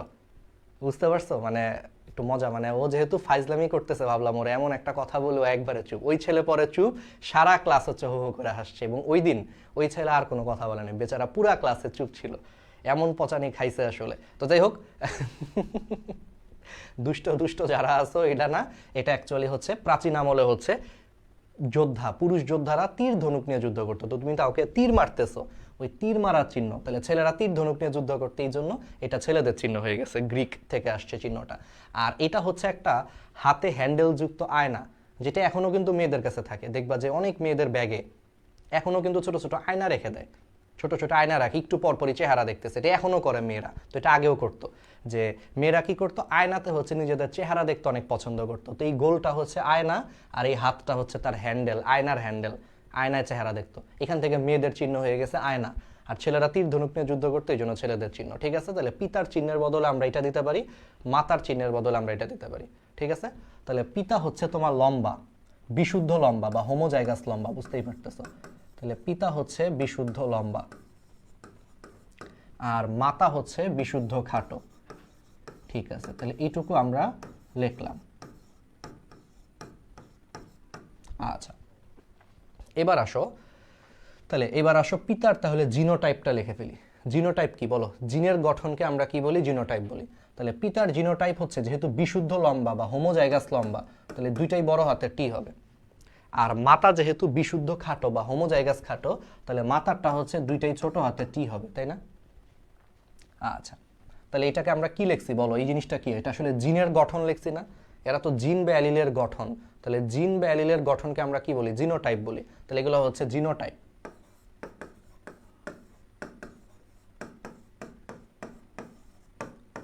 তাহলে এই জিনিসটা হচ্ছে জিনোটাইপ। ঠিক আছে, আর এই যে লম্বা আর এই যে খাটো, এগুলারে তুমি ফিনোটাইপও লিখতে পারো। এটারে তুমি কি লিখতে পারো? এগুলারে তুমি ফিনোটাইপও লিখতে পারো, সমস্যা নেই। ফিনোটাইপ, ফিনোটাইপ কি? ওই যে বাহ্যিক বৈশিষ্ট্য বা বাহ্যিক লক্ষণকে হচ্ছে ফিনোটাইপ বলে। তাহলে লম্বা এটা একটা বাহ্যিক বৈশিষ্ট্য, বাইরে থেকেই দেখা যায়। খাটো বাহ্যিক বৈশিষ্ট্য, বাইরে থেকে দেখা যায়। তাহলে এগুলো ফিনোটাইপ বলে। তাহলে লম্বা এবং খাটো হচ্ছে ফিনোটাইপ। তাহলে তুমি চাইলে এটাকে এই বিশুদ্ধ লম্বাটার এইখানেও লিখতে পারো। ঠিক আছে, মানে লম্বা, সে তো লম্বা, দিন শেষে কি সে লম্বা। আবার এখানেও তুমি খাটোটাকে নিচে লিখতে পারো, লিখলে বেটার হয়। তাহলে এখানে পাশে আমি ফিনোটাইপটা লিখে দিতে পারি যে সে খাটো। ঠিক আছে, সে হচ্ছে খাটো। তাহলে এগুলো হচ্ছে বাহ্যিক বৈশিষ্ট্য বা বাহ্যিক লক্ষণ, তাই এগুলো হচ্ছে ফিনোটাইপ। তাহলে এগুলো ফিনোটাইপ, এটা হচ্ছে জিনোটাইপ। এখন আসো হচ্ছে এখান থেকে কি তৈরি হবে? এখান থেকে এখন গ্যামিট তৈরি হবে, তাই না? তাহলে এখান থেকে এখন গ্যামিট তৈরি হবে, তাহলে গ্যামিট তৈরি হবে। আচ্ছা, তাহলে এখান থেকে যদি গ্যামিট তৈরি হয় তাহলে বলো আমরা কি জানি, গ্যামিট তৈরি হওয়ার সময় জিনগুলা কি জোড়া ভেঙে যায় না? সিম্পলি চিন্তা করো, দেখো ধরো আমি একটা হোমোলোগাস ক্রোমোজোম আঁকি, মানে হোমোলোগাস ক্রোমোজোম জোড়া আঁকি, হ্যাঁ। আচ্ছা, তাহলে এটা হচ্ছে নির্দিষ্ট অ্যালিল, তাহলে সেই নির্দিষ্ট অ্যালিলে মানে এটা একটা হোমোলোগাস ক্রোমোজোম জোড়া, তাহলে সেই হোমোলোগাস ক্রোমোজোমের মধ্যে এটা একটা নির্দিষ্ট লোকাস, তাহলে এই লোকাসে এইখানে মনে করো বড় হাতের টি আছে একটা, এখানে মনে করো আরেকটা বড় হাতের টি আছে, এই জন্যই তো আমি এখানে লিখছি টি। আচ্ছা, এখন বলো এরা যখন গ্যামিট তৈরি করবে, গ্যামিট তৈরি করার সময় কি হয়? গ্যামিট তৈরি করার সময় হোমোলোগাস ক্রোমোজোম হচ্ছে জোর ভেঙে যায়, এইমাত্র বলছি জোর ভেঙে এই ক্রোমোজোমটা এক গ্যামিটে চলে যায়, এটা মনে করে এক গ্যামিটে চলে যায়, এটা মনে করে আরেকটা গ্যামিটে চলে আসে। তাহলে এই ক্রোমোজোমটা যদি এক গ্যামিটে চলে যায় তাহলে একটা গ্যামিটে একটা বড় হাতের টি থাকবে, আরেকটা গ্যামিটে আরেকটা বড় হাতের টি থাকবে। তার মানে গ্যামিট সৃষ্টি হওয়ার সময় তার মানে ক্রোমোজোম যেহেতু অর্ধেক হয়ে যায় আর এই জন্য জিনও অর্ধেক হয়ে যাবে। বুঝতে পারতেছো? মানে এখানে একসাথে দুইটা বড় হাতের টি ছিল, কিন্তু যখনই এরা গ্যামিট তৈরি করবে এই জিনিসটা তো ভাগ হয়ে যাচ্ছে, ভাগ হয়ে অর্ধেক টি যাবে এখানে, বাকি অর্ধেক টি যাবে এখানে। তার মানে গ্যামিট তৈরি হওয়ার সময় ক্রোমোজোম যেমন অর্ধেক হয়ে যায়, জিনও অর্ধেক হয়ে যায়। তাহলে জিন অর্ধেক হয়ে গেলে বল এখানে জিন আছে কয়টা? দুইটা, দুইয়ের অর্ধেক কত? এক। তাহলে একটা যাবে হচ্ছে এক গ্যামিটে, আরেকটা যাবে হচ্ছে আরেক গ্যামিটে। ব্যাপারটা হচ্ছে এরকম। তাহলে সেমভাবে এই জিনিসটা থেকে যখন গ্যামিট তৈরি হবে, সেম যে গ্যামিট কি, তাহলে গ্যামিট তৈরি হওয়ার সময় দেখো ক্রোমোজোম সংখ্যা যেমন অর্ধেক হয়ে যায়, জিনও কিন্তু অর্ধেক হয়ে যায়। তাহলে দুইয়ের অর্ধেক কত? এক। তাহলে একটা জিন বা একটা অ্যালিল যাবে এখানে, আরেকটা অ্যালিল যাবে হচ্ছে আরেক গ্যামিটে। তাহলে এগুলো আমরা কি লিখলাম? গ্যামিট লিখলাম। তাহলে এগুলোর পাশে আমাদের লিখে দিতে হবে গ্যামিট বা জনন কোষ। গ্যামিট বা তুমি বাংলায় জনন কোষ লিখলেও হবে। ঠিক আছে, তাহলে অর্ধেক হয়ে গেল। বুঝতেই পারতেছো কেন অর্ধেক হয়? একবারে সিম্পল বেসিক, মিওসিসে অর্ধেক হয়ে যায়। আচ্ছা, এখন আসো হচ্ছে এই গ্যামিটগুলোর মধ্যে এখন কি হবে? এই গ্যামিটগুলোর মধ্যে এখন হচ্ছে মিলিত হয়ে হচ্ছে পরবর্তী জেনারেশনের বংশধর তৈরি হবে, তাই না? তাহলে এগুলোর মধ্যে মিলিত হয়ে কি হবে? পরবর্তী জেনারেশনের হচ্ছে বংশধর সৃষ্টি হবে। অর্থাৎ কিভাবে হবে? এখন দেখো এটা কি, এটা হচ্ছে বাবার থেকে আসে, তাহলে বাবার গ্যামিটকে কি বলতে পারো? শুক্রাণু। তাহলে এটা একটা শুক্রাণু, এটা আরেকটা শুক্রাণু। আবার এই গ্যামিট দুইটা মায়ের কাছ থেকে আসছে, তাহলে মায়ের কাছ থেকে কোন গ্যামিটগুলো আসে? ডিম্বাণু। তাহলে এটা একটা ডিম্বাণু, এটা একটা ডিম্বাণু। তাহলে এবার বলো বাবার একটা শুক্রাণুর সাথে অবশ্যই মায়ের একটা ডিম্বাণুই তো মিলিত হবে নাকি? তাই তো। তাহলে বাবার মনে করো প্রথমটার সাথে মায়ের মনে করো হচ্ছে তোমার প্রথমটা হচ্ছে মিলিত হচ্ছে। তাহলে বাবার কি? তাহলে বাবার প্রথমটার সাথে মনে করো মায়ের প্রথমটা মিলিত হইলে কি হবে? একটা বড় হাতের টি একটা ছোট হাতের টি হয়ে যাবে। এবার ধরো বাবার প্রথমটার সাথে মায়ের মনে করো দ্বিতীয়টা মিলিত হইতে পারে, মানে এটা এখন বিন্যাসের মতো যে বাবার এক নম্বরটার সাথে মায়ের এক নম্বর ডিম্বাণু মিলে এটা হইতে পারে। আবার এটাও হইতে পারে যে বাবার এক নম্বরটার সাথে মায়ের দুই নম্বরটা মিলিত হয়ে এরকম হইতে পারে। আবার খেয়াল করো বাবার দুই নম্বরটার সাথে ধরো মায়ের এক নম্বরটা মিলিত হইতে পারে। আবার ধরো বাবার দুই নম্বরটার সাথে মায়ের দুই নম্বরটা মিলিত হইতে পারে। ব্যাপারটা হচ্ছে এরকম। এখন তুমি বলো তাহলে বাবার শুক্রাণুর সাথে তো মায়ের ডিম্বাণুই মিলিত হবে নাকি? নাকি তুমি বাবার একটা শুক্রাণুর সাথে আরেকটা শুক্রাণুকে মিলাইয়া দিবা? এটা একবার একটা অফলাইনের একটা স্টুডেন্ট করছিল।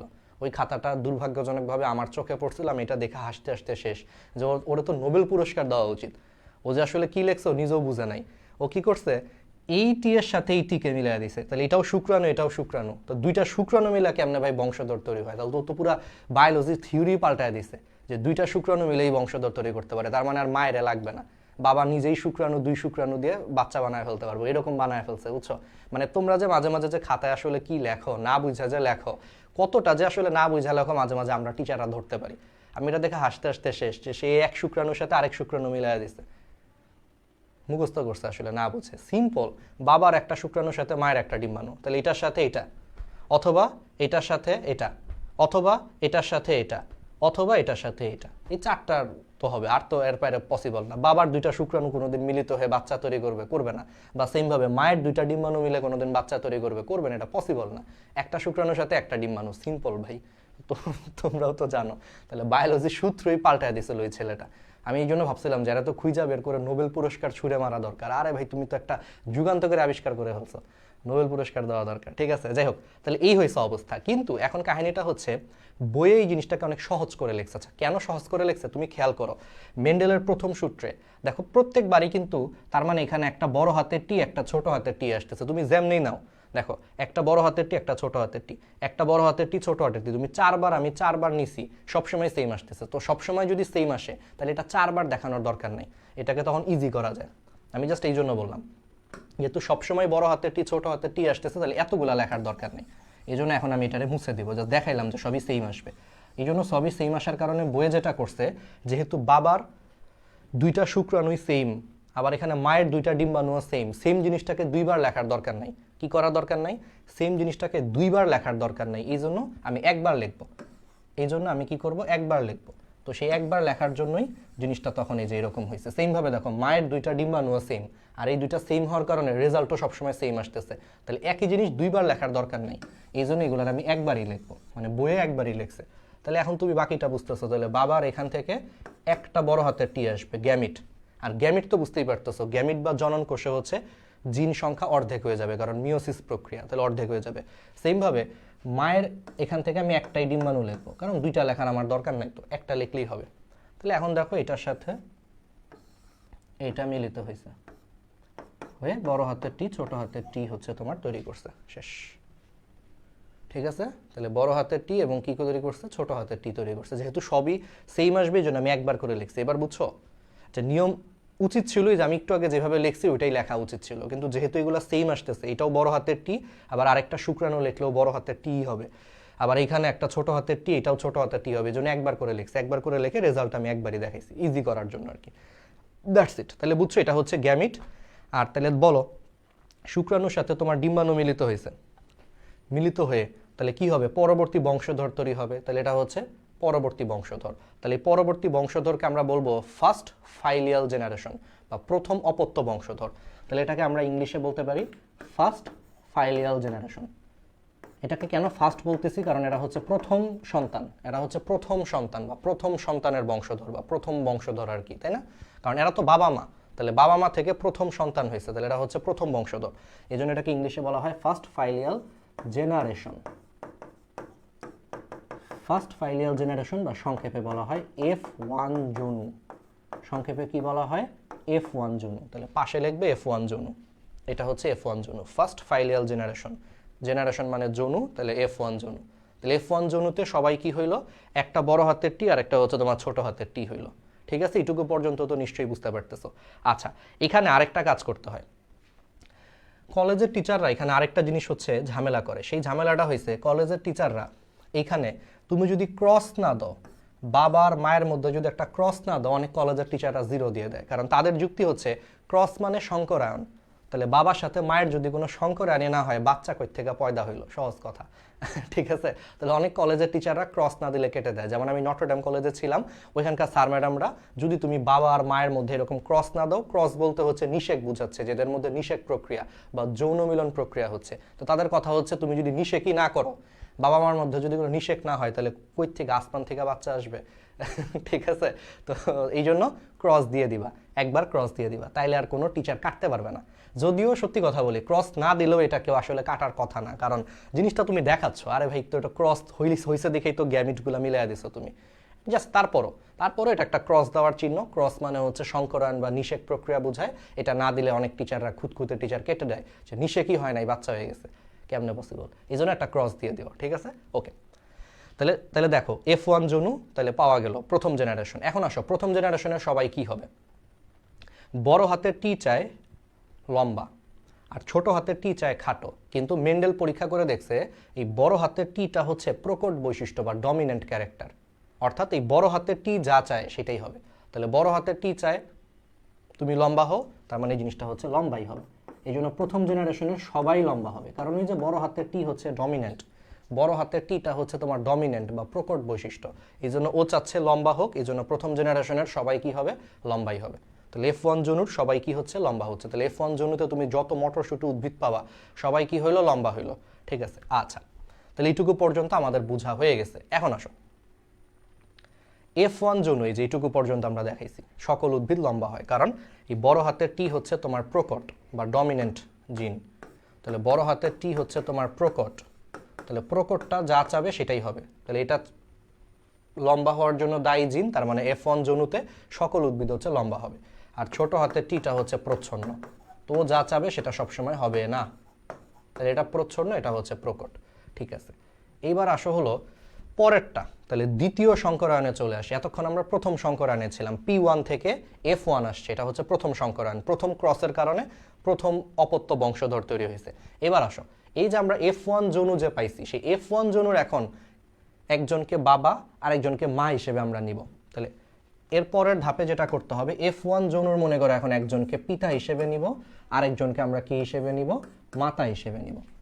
তাহলে F1 জনুতে মনে করো একটা লম্বা মটরশুঁটি উদ্ভিদকে আমরা, মানে F1 জনুতে সবাই লম্বা হয়েছে, তো এর মধ্যে একটা পুরুষ মটরশুঁটি উদ্ভিদকে পিতা আর একটা স্ত্রী মটরশুঁটি উদ্ভিদকে মাতা হিসেবে নিব F1 জনুতে যারা আসছে। তাহলে এদেরকে যে পিতামাতা হিসেবে নিলাম, বলো এটা কত নম্বর পিতামাতা? এরা হচ্ছে দ্বিতীয় পিতামাতা, কারণ এর আগে অলরেডি ওদের পিতামাতা P1 বলে দিছি। তাহলে এদেরকে এখন আমরা কত বলবো? তাহলে সিম্পল জিনিস, P2 জনু বলবা, কারণ এরাও প্যারেন্ট, বাট এরা দ্বিতীয় প্যারেন্ট, এর আগে তো P1 ছিল ওরা। তাহলে এরা হচ্ছে সেকেন্ড প্যারেন্টাল জেনারেশন, তাহলে এরা হচ্ছে সেকেন্ড প্যারেন্টাল জেনারেশন। তাহলে সেকেন্ড প্যারেন্টাল জেনারেশন আমরা কাদেরকে নিচ্ছি? F1 জনুদেরকে আমরা সেকেন্ড প্যারেন্টাল জেনারেশন হিসেবে নিচ্ছি, অর্থাৎ F1 জনুর মধ্যে একজনকে পিতা একজনকে মাতা হিসেবে নিয়ে আমরা এই কাজটা করতেছি। এই জন্য সেকেন্ড প্যারেন্টাল জেনারেশন বা P2 জনু আসলে F1 জনুর থেকে আমরা সিলেক্ট করছি। ঠিক আছে, তাহলে এটা করলাম। এদের মধ্যে ক্রস দিয়ে দাও, কারণ ওই যে বলছি কিছু খুঁতখুঁতে টিচার থাকবে, ক্রস না দিলে কেটে দিতে পারে, 1 মার্ক কেটে দিতে পারে। আবার অনেক সময় বলা যায় না, কলেজের টিচাররা 0 দিয়ে বসতে পারে, সামনে তোমাদের প্রি টেস্ট পরীক্ষা টেস্ট পরীক্ষা বিপদে পড়ে যাবে 0 দিলে, মার্কস কমে যাবে অনেক। এই জন্য ক্রসটা দিও, হ্যাঁ অবশ্যই ক্রসটা দিও, কারণ ক্রসের পিছনে যুক্তি হচ্ছে ক্রস মানে সংকরায়ন বোঝায়, নিষেক বোঝায়। ক্রস না দিলে তুমি নিষেকই হলো না, সংকরায়ন হলো না, বাচ্চা কাচ্চা কই থেকে আসবে? অকাট্য যুক্তি আর কি, তুমি বলতে পারবা না কিছু, কথা তো আবার ঠিকই আছে। আচ্ছা, তাহলে এবার আসো, তাহলে এখন এদের এখন আমরা ফিনোটাইপ লিখি। F1 জনু, এটা তো F1 জনু থেকে আসছে, তাহলে F1 জনুতে কিন্তু সবাই লম্বা ছিল, ও লম্বা ছিল, ও লম্বা ছিল, সবাই লম্বা, F1 জনুর সবাই লম্বা হয়েছে। তাহলে এটা এদের কি বৈশিষ্ট্য? বাহ্যিক বৈশিষ্ট্য, বাইরে থেকেই দেখতে পাচ্ছ দুইজনই লম্বা হয়েছে, তাহলে এটা হচ্ছে বাহ্যিক বৈশিষ্ট্য বা হচ্ছে ফিনোটাইপ।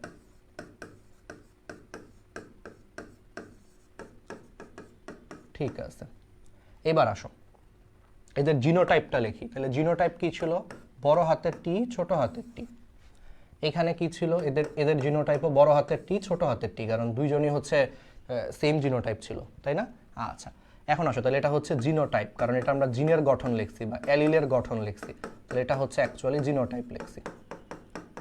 আচ্ছা, এখন এদের মধ্যে কি হবে? এখান থেকে গ্যামেট তৈরি হবে, আগে গ্যামেট তৈরি হবে, তারপরে সংকরায়ন হবে। তাহলে এখন এখান থেকে 2 ধরনের গ্যামেট তৈরি হবে। এখন তোমাকে 2টাই লিখতে হবে। বলো তো কেন এখন 2টাই লিখলাম?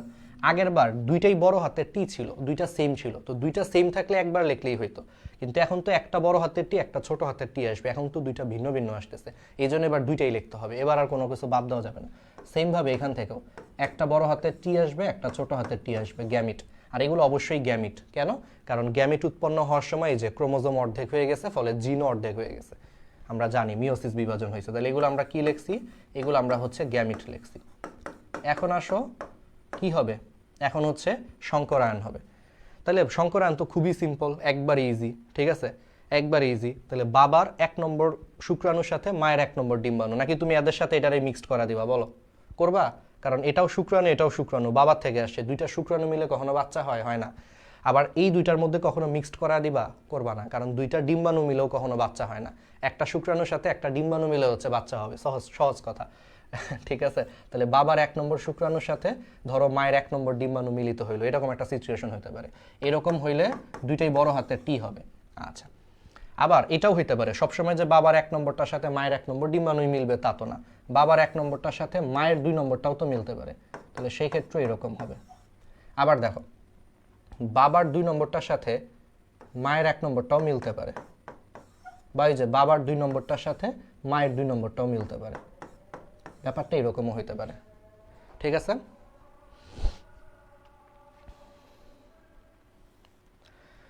তাহলে কি বুঝতে পারছো? এরকম 4টা সিচুয়েশন হতে পারে, যেটার 1 নম্বরটার সাথে এটার 1 নম্বরটা হইতে পারে, অথবা এটার 1-এর সাথে এটার 2, এটার 2-এর সাথে এটার 1, বা এটার 2-এর সাথে এটার 2, এরকম হইতে পারে। আচ্ছা, হইলে এখন আমারে বলো, তাহলে এটা হচ্ছে F2 জনু, কারণ এটা দ্বিতীয় বংশধর, তাহলে এটা হচ্ছে সেকেন্ড ফাইলিয়াল জেনারেশন বা F2 জনু। অলরেডি বুঝতেছো? তাহলে এরা হচ্ছে সেকেন্ড ফাইলিয়াল জেনারেশন বা দ্বিতীয় অপত্য বংশধর। ফাইলিয়াল মানে অপত্য, তাহলে সেকেন্ড ফাইলিয়াল জেনারেশন বা দ্বিতীয় অপত্য বংশধর F2 জনু। তাহলে এরা হচ্ছে F2 জনু। ক্লিয়ার? ফাইলিয়াল থেকে F আসছে, সেকেন্ড সেকেন্ড সেকেন্ড থেকে 2, ফাইলিয়াল মানে অপত্য, সেখান থেকে F আসছে, জেনারেশন মানে জনু।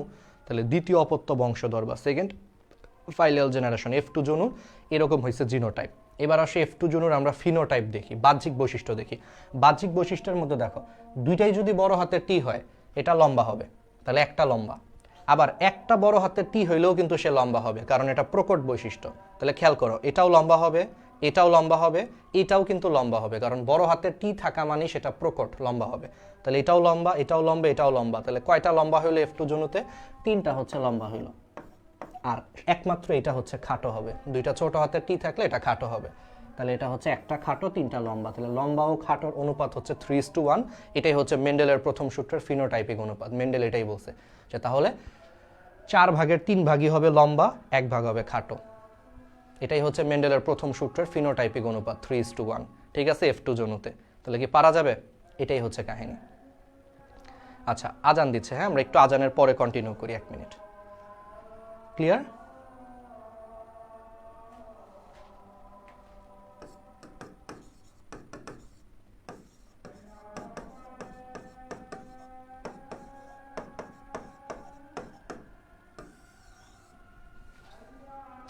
ঠিক আছে,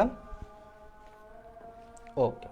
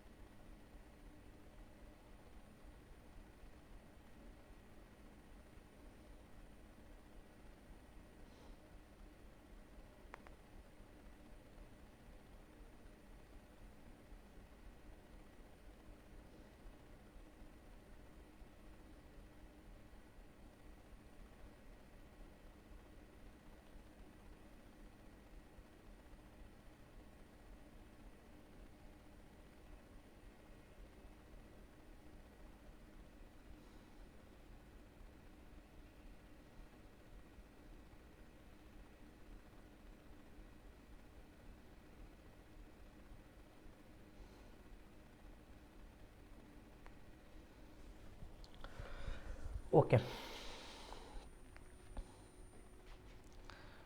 ঠিক আছে।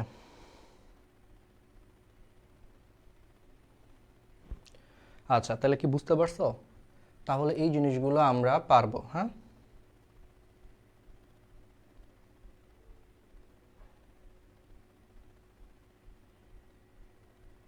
ওকে,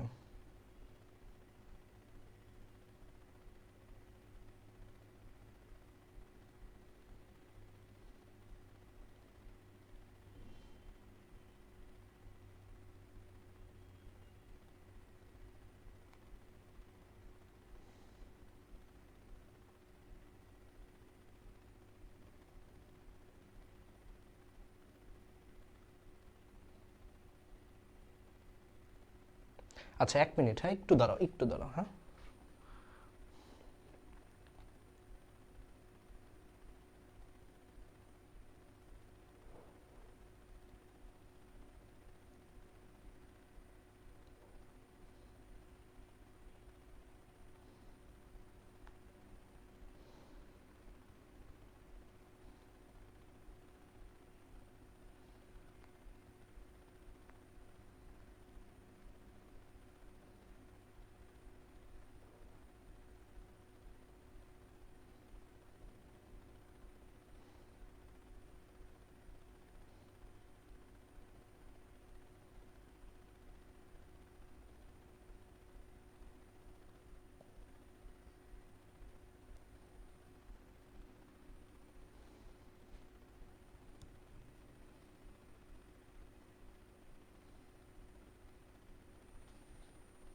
ওকে,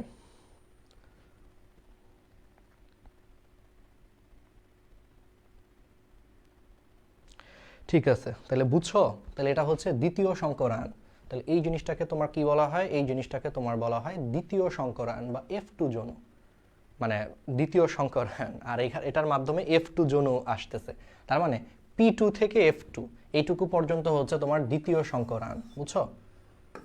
মানে সেকেন্ড বার সংকরায়ন হলো না, সেকেন্ড বার ক্রস দিলাম, দ্বিতীয় সংকরায়ন।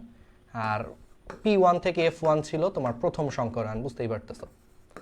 ওকে, তাহলে এগুলো আমরা পারবো, এগুলো সহজ জিনিস। তাহলে এটাই হচ্ছে মেন্ডেলের প্রথম সূত্রের হচ্ছে ব্যাখ্যা আর কি। এখন আসো তাহলে মেন্ডেলের প্রথম সূত্রটাকে এখন আমরা হচ্ছে একটু সুন্দর করে লিখি। দেখো, সংকর জীবে, আচ্ছা বলো তো F2 জনুতে যারা উৎপন্ন হয়েছে, F2 জনুতে সরি F2 বলতেছি, F1-এ যারা উৎপন্ন হয়েছে তাদের একটু তুমি জিনোটাইপটা একটু খেয়াল করো। দেখো তারা প্রত্যেকে কি হেটারোজাইগাস না? হেটারো শব্দের মানে কি? ভিন্ন। বলছিলাম যে দেখো এদের জিনোটাইপের মধ্যে দেখো একটা অ্যালিল হচ্ছে বড়, একটা অ্যালিল হচ্ছে তোমার ছোট, একটা অ্যালিল বড় আর একটা অ্যালিল হচ্ছে তোমার আলটিমেটলি কি ছোট, তাই না? একটা অ্যালিল বড় আর একটা অ্যালিল হচ্ছে তোমার ছোট। এখানে দেখো একটা অ্যালিল বড় আর একটা অ্যালিল হচ্ছে ছোট, তাহলে দুইটা কি ভিন্ন ভিন্ন। তার মানে দুইটা আলটিমেটলি কি? দুইটা আলটিমেটলি হচ্ছে তোমার ভিন্ন ভিন্ন, তাই না? একটা বড় একটা ছোট। আচ্ছা, তাহলে এই যে একটা বড় একটা ছোট, এই যে যে জিনিসটা দেখতেছো, হ্যাঁ, তাহলে এদের মধ্যে কি কোনো মিল আছে? এদের মধ্যে কিন্তু কোনো মিল নাই। বড় ছোট, তাহলে দুইটা কি ভিন্ন ভিন্ন না? এই জন্য এটাকে বলা হয় হেটারোজাইগাস। এই জন্য এটাকে কি বলা হয়? এই জন্য এই জিনিসটাকে তোমার বলা হয় হেটারোজাইগাস। হেটারোজাইগাস, তাহলে বায়োলজিতে হেটারো শব্দের মানে হচ্ছে ভিন্ন। তাহলে বায়োলজিতে হেটারো শব্দের মানে হচ্ছে ভিন্ন, এই জন্য এটাকে কি বলা হয়? এই জন্য এটাকে তোমার বলা হয় হেটারোজাইগাস। হেটারোজাইগাস বলা হয়, ঠিক আছে? হেটারোজাইগাস, হেটারো শব্দের মানে ভিন্ন, যে একটা বড় হাতের টি একটা ছোট হাতের টি, তাহলে দুইটা হচ্ছে ভিন্ন ভিন্ন জিনিস, এই জন্য এটাকে হচ্ছে হেটারোজাইগাস বলে। আর এই হেটারোজাইগাসকেই বাংলায় কি বলা হয়? সংকর জীব বলা হয়। বলছি না, এটাকে কি বলে? সংকর জীব বলে। কেন সংকর? সংকর শব্দের মানে হচ্ছে মিশ্রিত। মিশ্রিত কেন? কারণ একটা বড় হাতের টি এর সাথে আরেকটা ছোট হাতের টি একসাথে আছে, মিশে আছে। তাহলে একটা বড় হাতের টি এর সাথে একটা ছোট হাতের টি একসাথে মিশে আছে, তাহলে দুইটা ভিন্ন জিনিস মিশে আছে, এই জন্য এটাকে হেটারোজাইগাস বা সংকর জীব বলা হয়। তাহলে এবার আসো, মেন্ডেলের প্রথম সূত্রটাকে বলা হয় যে সংকর জীবে। তাহলে সংকর জীবে এই যে বিপরীত বৈশিষ্ট্যের ফ্যাক্টরগুলো পরস্পর হচ্ছে মিশ্রিত বা পরিবর্তিত না হয়ে পাশাপাশি অবস্থান করে এবং গ্যামেট সৃষ্টির সময় পরস্পর থেকে পৃথক হয়ে ভিন্ন ভিন্ন গ্যামেটে প্রবেশ করে। দেখো, বড় হাতের টি চাচ্ছে লম্বা, ছোট হাতের টি চাচ্ছে খাটো, তাহলে লম্বা খাটো এই দুইটা কি ভিন্ন ভিন্ন না? তাহলে এই দুইটা যদি ভিন্ন ভিন্ন হয়, তাহলে হেটারোজাইগাস জীবে বা সংকর জীবে বিপরীত বৈশিষ্ট্যের জন্য দায়ী যে দুইটা জিন, দেখো একটা চাচ্ছে লম্বা আর একটা চাচ্ছে খাটো, তাহলে এই দুইটা জিন কিন্তু বিপরীত বৈশিষ্ট্য প্রদর্শন করে। তাহলে হেটারোজাইগাস জীবে বা সংকর জীবে বিপরীত বৈশিষ্ট্য প্রদর্শনকারী দুইটা জিন পরস্পরের সাথে মিশ্রিত না হয়ে বা পরিবর্তিত না হয়ে দেখো পাশাপাশি অবস্থান করতেছে। আর যখন গ্যামেট তৈরি হয়, গ্যামেট সৃষ্টির সময় খেয়াল করে দেখো তারা পরস্পর থেকে পৃথক হয়ে যায়। গ্যামেট সৃষ্টির সময় তারা পরস্পর থেকে কি হয়ে যায়? তারা পরস্পর থেকে হচ্ছে পৃথক হয়ে যায়, ঠিক আছে?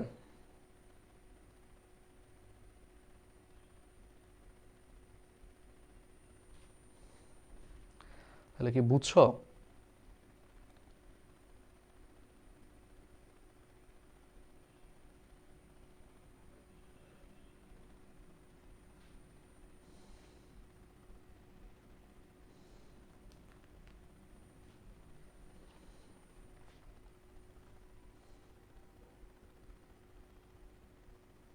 ওকে, তাহলে কি পারা যাবে? তাহলে হেটারোজাইগাস জীবে বা সংকর জীবে দুইটা বিপরীত বৈশিষ্ট্যের জন্য দায়ী যে ফ্যাক্টর বা জিন, সেই জিন দুইটা পাশাপাশি অবস্থান করে। তারা কিন্তু এরকম না যে পরস্পরের সাথে মিশ্রিত হয়ে গেছে, তাহলে তারা পরস্পরের সাথে মিশ্রিত না হয়ে পাশাপাশি অবস্থান করে। আর যখন এখান থেকে গ্যামেট সৃষ্টি হয় তারা কিন্তু ভিন্ন ভিন্ন গ্যামেটে প্রবেশ করে, একটা এই গ্যামেটে প্রবেশ করে আর একটা আরেক গ্যামেটে প্রবেশ করে। এটাই হচ্ছে তোমার মেন্ডেলের প্রথম সূত্র, যে তাহলে সংকর জীবে বিপরীত বৈশিষ্ট্যের জন্য ফ্যাক্টর বা জিনগুলো পরস্পর মিশ্রিত বা পরিবর্তিত না হয়ে পাশাপাশি অবস্থান করে, এবং জনন কোষ বা গ্যামেট সৃষ্টির সময় তারা ভিন্ন ভিন্ন হচ্ছে তোমার গ্যামেটে পৃথক হয়ে প্রবেশ করে। যেহেতু তাহলে জনন কোষ সৃষ্টির সময় এই জিনগুলা পরস্পর থেকে হচ্ছে পৃথক হয়ে প্রবেশ করে, এই জন্য মেন্ডেলের প্রথম সূত্রকে তোমার বলা হয় পৃথকীকরণ সূত্র। কারণ গ্যামেট সৃষ্টির সময় জিনগুলা পরস্পর থেকে পৃথক হয়ে ভিন্ন ভিন্ন গ্যামেটে প্রবেশ করে, এই জন্য মেন্ডেলের প্রথম সূত্রকে কি বলা হয়? মেন্ডেলের প্রথম সূত্রকে তোমার পৃথকীকরণ সূত্র বলা হয়। এবার বুঝছো? এই জন্য মেন্ডেলের ফার্স্ট লকে হচ্ছে পৃথকীকরণ সূত্র বলে। এবার আসো এটাকে মনোহাইব্রিড ক্রস কেন বলে, এটা আগের দিনও পড়াইছি। মনো শব্দের মানে কি? মনো শব্দের মানে হচ্ছে এক। তাহলে মেন্ডেলের প্রথম সূত্রে এক জোড়া বিপরীত ধর্মী বৈশিষ্ট্যের উপরে লক্ষ্য রেখে সংকরায়ন করানো হয়েছে। তাহলে মেন্ডেলের প্রথম সূত্রে কি করা হয়েছে? এক জোড়া বিপরীত ধর্মী বৈশিষ্ট্যের উপরে লক্ষ্য রেখে সংকরায়ন করানো হয়েছে, যে একটা হলো লম্বা আর একটা হলো খাটো। তাহলে লম্বা এবং খাটো, এইটা কি? লম্বা এবং খাটো, তাহলে এগুলা কি? বিপরীত ধর্মী না? তাহলে লম্বা ও খাটো এই দুইটা জিনিস কিন্তু পরস্পর কি তাহলে বিপরীত ধর্মী।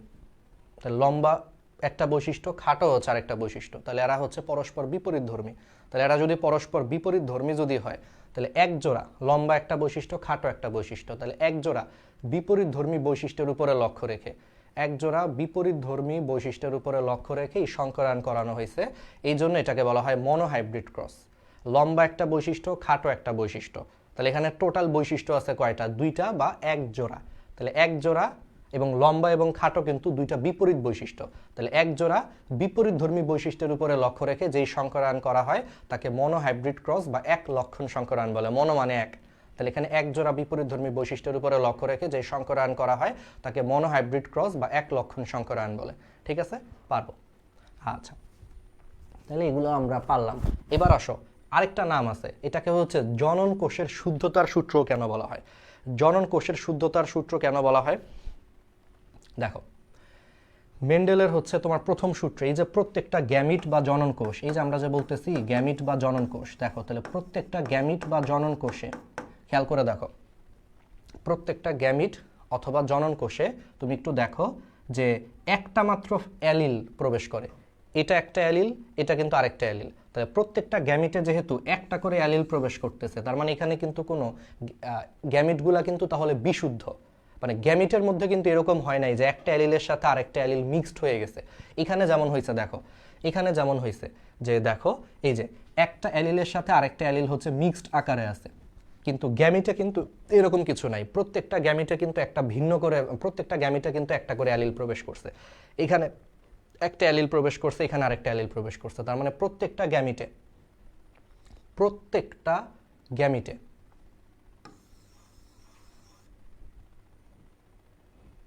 অ্যালিলগুলা প্রবেশ করছে। তাহলে এই যে প্রত্যেকটা গ্যামিটে যে অ্যালিলগুলা প্রবেশ করছে,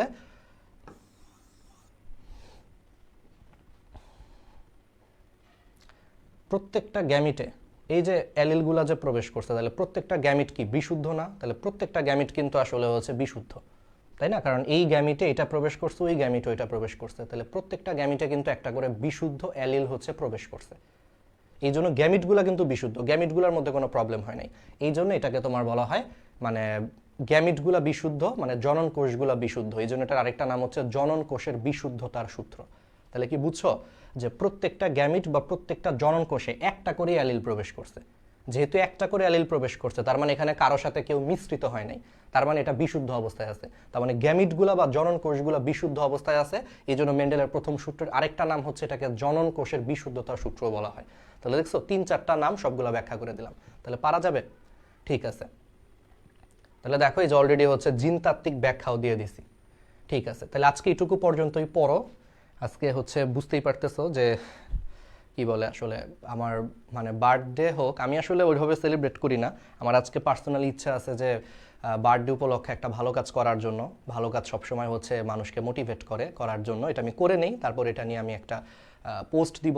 আসলে পোস্ট দেওয়াটাও আসলে আমি ফার্স্টে ভাবছিলাম যে একটা ভালো কাজ করে পোস্ট দেওয়ার দরকারটা কি, পরে দেখলাম যে আসলে আমাদের বর্তমান সোসাইটিতে আসলে মানে বেহুদা পোস্ট আমরা এত কিছু শেয়ার করি, আমি সহ আমি নিজেও স্বীকার করি অনেক সময় আমরা অনেক ফানি ফানি পোস্ট শেয়ার করি, এত আজাইরা পোস্ট আমরা শেয়ার করি, তাহলে ভালো জিনিসগুলো অন্তত শেয়ার করা দরকার। কারণ আমি দেখলাম যে আমার বার্থডে উপলক্ষে তোমরা যারা স্টুডেন্ট আছো তারা খুবই এক্সাইটেড, তোমরা অনেক এক্সাইটেড, দেখলাম প্রচুর উইশ আসতেছে, তো ভাবলাম এই সুযোগটাকে কাজে লাগায় যদি একটা ভালো কাজ করে যদি একটা সুন্দর একটা মেসেজ দিতে পারি, তাহলে এখানে আমাদের এখানে লাখ লাখ স্টুডেন্ট আছে আর এই গ্রুপে প্রচুর স্টুডেন্ট, হ্যাঁ, তো এই সবগুলো স্টুডেন্ট যদি এই মেসেজটা যদি পায় যে হ্যাঁ তার মানে বার্থডে মানে হচ্ছে শুধু নিজে সেলিব্রেট করা না, আশেপাশের মানুষজনকেও নিয়েও কিছু একটা ভালো কিছু করা, ঠিক আছে? ভালো কিছু করা বলতে হচ্ছে তুমি বার্থডে উপলক্ষে অন্তত একবেলা, বার্থডেতে কিন্তু সবাই সেলিব্রেট করার জন্য একটু বন্ধু বান্ধবদের সাথে খাওয়ার জন্য কিন্তু বাসার থেকে টাকা পয়সা পাও তোমরা, আমরাও পাইছি ছোটোবেলায়, হ্যাঁ, টাকা পয়সা কিন্তু দেয় 500-1000 টাকা যাই হোক কিছু দেয়, তো সেই টাকা থেকে যদি 50 টাকা বা 100 টাকা যদি একটা মনে করো অভুক্ত শিশু